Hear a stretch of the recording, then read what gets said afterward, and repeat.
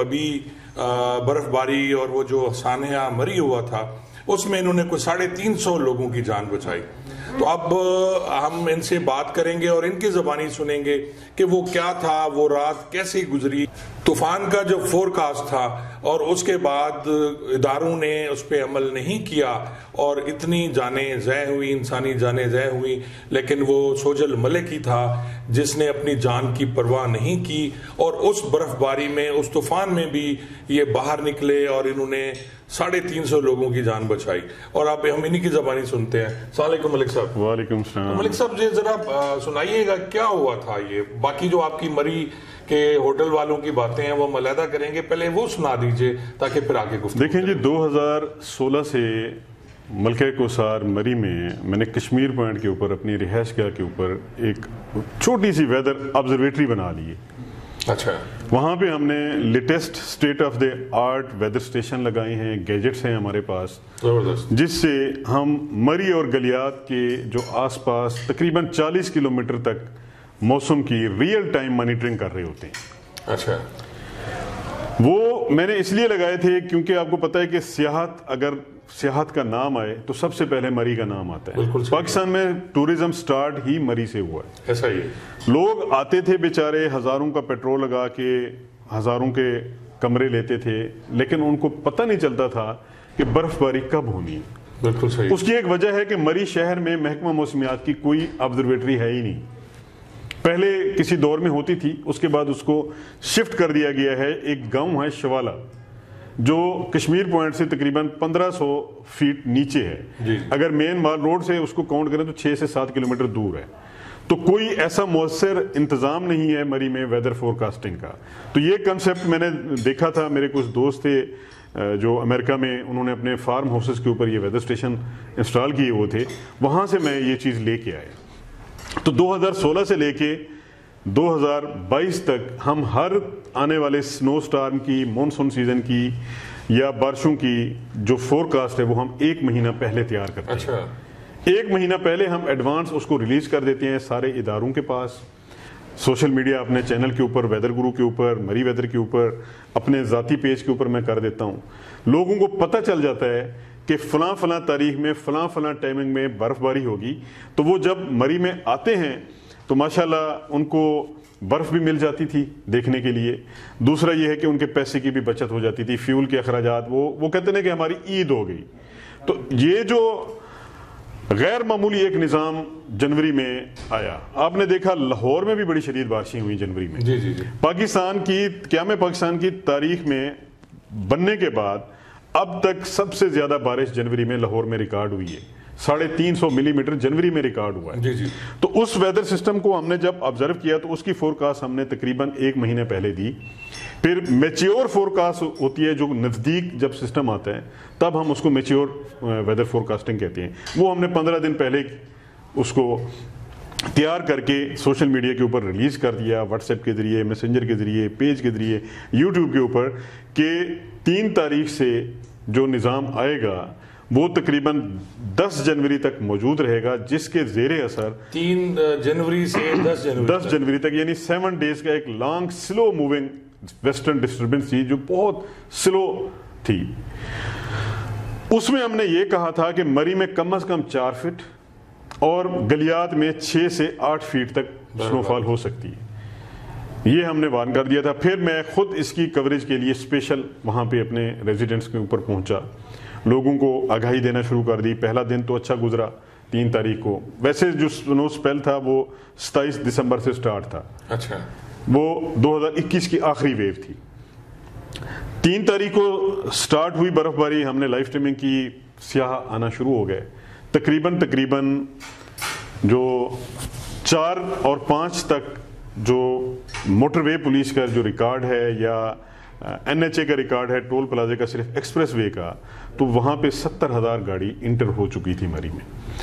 تو 5 تاریخ کو اس پہ فواد چودھری صاحب نے خوشی کا اظہار کیا تھا. اور جی خوشی کا اظہار کیا تھا کہ ٹورزم بوسٹ ہے, اور انہوں نے, بلکہ میں تو اس کو ٹانٹ کہوں گا کہ انہوں نے ٹانٹ کیا تھا کہ پاکستانی عوام کہتی ہے کہ مہنگائی تو مری میں 1 لاکھ گاڑیاں پہنچی ہوئی ہیں, تو مہنگائی کہاں ہے. لیکن 4 تاریخ کی شام کو مری چوک ہونا شروع ہو گیا. تقریباً 5 بجے کے قریب زبردست قسم کی برف باری ہوئی، جس کی وجہ سے مری میں سڑکوں کے اوپر ٹریفک پھنس گئی، اور شام کو 7 بجے راولپنڈی سے مری آنے والوں کا داخلہ بند کر دیا گیا ایکسپریس وے کے ذریعے، اور ہنگامی حالت نافذ کر دی گئی۔ 13 گھنٹے تک 5 فروری کو 13 گھنٹے تک مری میں صرف گاڑیاں نکالی گئیں، جانے والوں کو نکالا گیا اور آنے والوں کی انٹری بند کی گئی، اور وہ 13 گھنٹے تک لوگ ایکسپریس وے کے اوپر پھنسے رہے، لوور ٹوپا روڈ کے اوپر پھنسے رہے، سنی بینک میں پھنسے رہے، اور ان کو واپس موڑا گیا۔ وہ آپریشن کمپلیٹ ہوا، سمجھ لیں کہ شام کو 7 بجے شروع ہوا تھا، تو اگلے دن صبح 8 سے 9 بجے تک ایکسپریس وے کلیئر ہوئی۔ اس کے بعد اس طوفان کا سب سے جو کہتے ہیں نا کہ مین پاورفل پیک کے اوپر پہنچنا تھا، وہ 6 کو سٹارٹ ہو گیا، 6 جنوری کو وہ آغاز اس کا ہو گیا۔ اس کے بعد اب دیکھیں کہ ایک بار آپ نے مری میں ٹریفک کو روکا، گاڑیوں کو نکالا، ہنگامی حالات تھے، سب نے دیکھا، میں نے بھی لائیو سٹریمنگ کی، پھنسے ہوئے تھے 24 سے 36 گھنٹوں کے دوران۔ مری میں ٹریفک بحال ہو گئی، لیکن ویدر الرٹ تو جاری تھا نا کہ اب جو برف ہوگی وہ درخت توڑ، کھمبے توڑ، بجلی کی تاریں بھی ٹوٹیں گی اور طوفان آئے گا۔ وہ ہم نے فورکاسٹ کر دی تھی کہ اب مری کی طرف ٹریول کرنا خطرناک نہیں، ممکن ہی نہیں ہے۔ اچھا، کیونکہ آلریڈی وہاں پہ تقریباً پہلی رات 9 انچ ہوئی، دوسری رات 17 انچ، تو تقریباً 2 فٹ کراس ہو رہا تھا۔ جی جی۔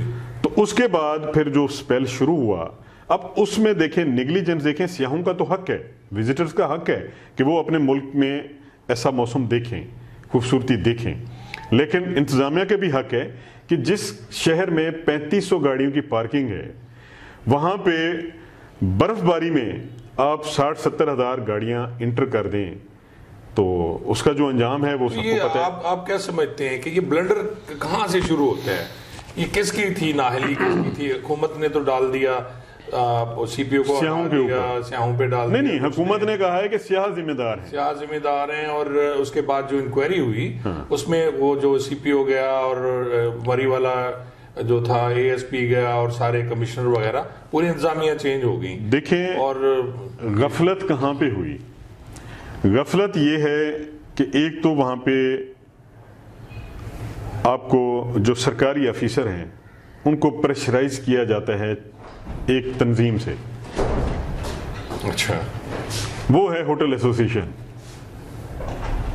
وہاں پہ 2 سے 3 تنظیمیں، ایک نہیں ہے۔ اچھا، جو رجسٹرڈ ہے وہ منظر عام پہ نہیں ہے، جو ان رجسٹرڈ ہے وہ منظر عام پہ ہے۔ وہ پریشر کیا ہوتا ہے کہ روکا نہ جائے کسی کو بھی، ہمارے ہوٹل بھریں۔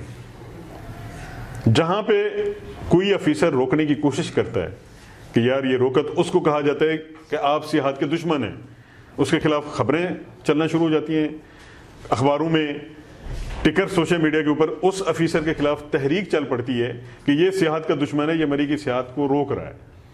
اب آفیسر بیچارے کیا کریں، وہ پریشر میں آ جاتے ہیں۔